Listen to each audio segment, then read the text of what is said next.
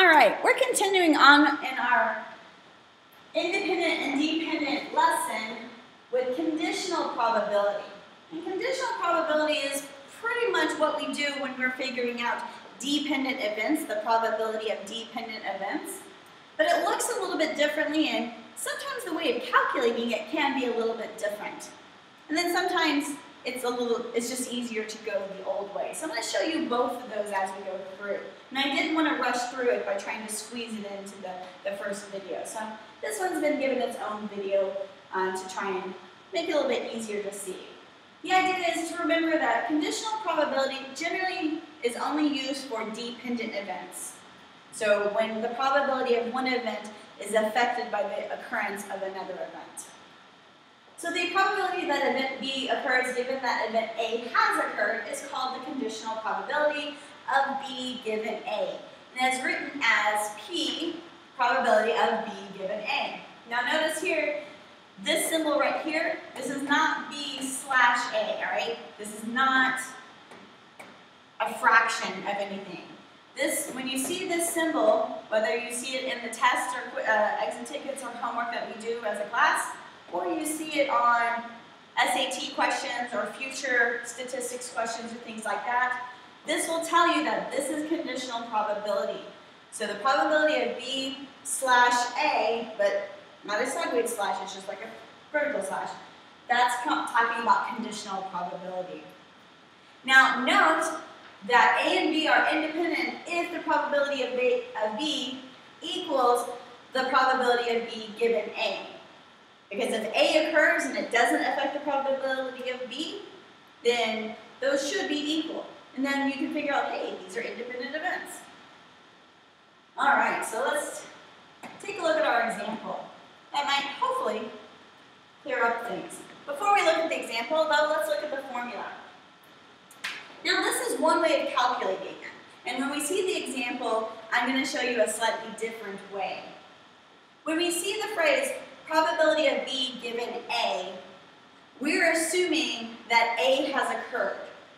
That we're now looking at just the probability of B in the context of the A occurring. One way of calculating that is to use this formula. If you find the probability of B and A occurring and divide it by the probability of just A, this will give you the conditional probability of B given A. So if you think about this like a Venn diagram, we have the probability of A, so here would all the outcomes be in this A circle, and then you have the probability of B, where all the outcomes of B would be in the B circle. And of course, we have this little section here in the middle where it overlaps. And this is what we call the intersection of A and B. So these are all the outcomes of A and B, or B and A, however you want to put it. And that symbol here in the middle looks kind of like an N, but it's really more like an upside down U. That is the intersection. So this is where the Venn diagrams overlap. So these are just the overlapping events that we're concerned with. So let me show you that scenario using the formula, and then I'll show you usually how I do it. It's a little bit different. So our example is talking about cars. First thing I want to do is go ahead and put in the extra column. We needed a total column here. We didn't have a space for it. Oops. So if I look across, I have sedans, which are usually like boring four-door cars.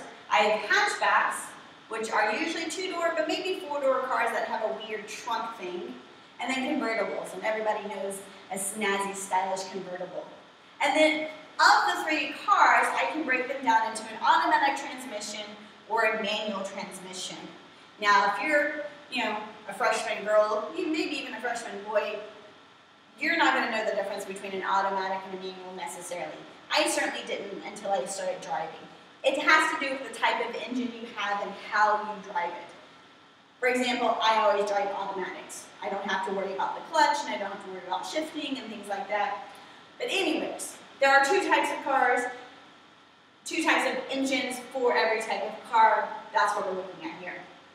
So the scenario asks us, okay, well, what's the probability of randomly choosing a sedan? So I'm at the dealership and I just say, pick a car for me. Any car, I don't care, whatever.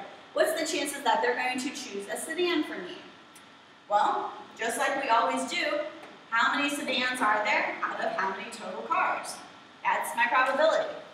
So I have 14 sedans out of 32 cars. That means I have a 7 16th chance of getting a sedan chosen for me. Okay, well, let's say I want an automatic, right? I can't drive a manual, so I want an automatic. And I say, okay, pick me out any automatic.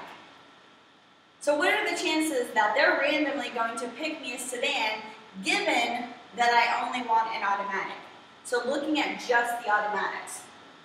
So using the formula, if I find the probability that I choose a sedan and an automatic over the probability of just an automatic, all right, I can figure out the probability that I'm going to be given a sedan given that it is also an automatic. So looking at this chart, I'm going to change my color here to hopefully make it a little easier to see some of these things. You can change my color if you want me to. Aha, I hit the wrong button. That's why. Okay, so the probability that I choose an automatic sedan is 8 out of 32. And then the probability that I choose an automatic is 18 out of 32. So I'm going to simplify this. Well, 8 30-seconds divided by 18 30-seconds, right, can cross off the 30 seconds, so then it's 8 over 18, which simplifies to 4/9. So the probability that I'm going to be given a sedan, that I'm randomly choosing a sedan given that I've narrowed it down to just the automatics is 4/9. Now that's using the formula to solve for it. Another way of doing it is not necessarily using the formula, but just kind of recognizing what this phrasing tells us. The given A means I've already narrowed down to just the automatics. The first probability is what's the probability of being given an automatic. And assuming that occurs, then what's the probability that that automatic is also a sedan? That's what the question is asking. So if I want to, I can look at just this line of automatics. I have 18 automatics, 8 of them are sedans. So if I simplify it to that way, I end up with the same probability of 4/9. So again, it's a little bit different from dependent events in the fact that it's still one thing happening, whereas in our independent versus dependent lesson, we were doing two things, this and this. Conditional probability is one event happening, but we have to figure it out going by the assumption that the first event, the first quality, the first characteristic, the first criteria, whatever you want to call it, has occurred. So it's a little bit trickier than dependent event probability, but it's kind of the same. So you can use this formula if you want to. It kind of keeps it nice and easy. For those of you that are a little confused about how to figure out conditional probability, you can use this formula. Or if you can, go ahead and think through the possibilities.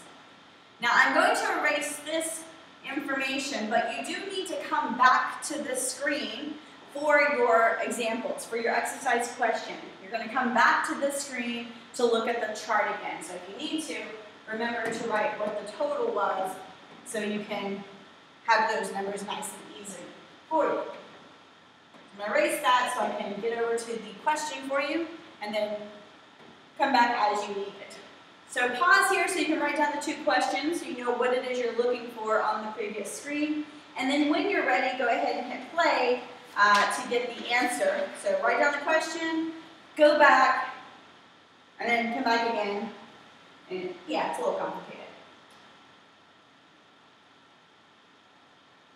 Okay, I'm assuming that you have already gone through and figured out the answers to these two questions? Hopefully so. Those of you who do well in class usually are the ones doing the exercise questions.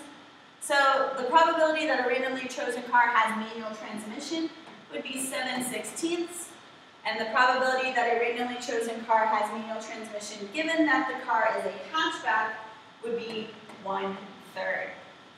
Again, circle the ones you have questions on so we can cover them in class.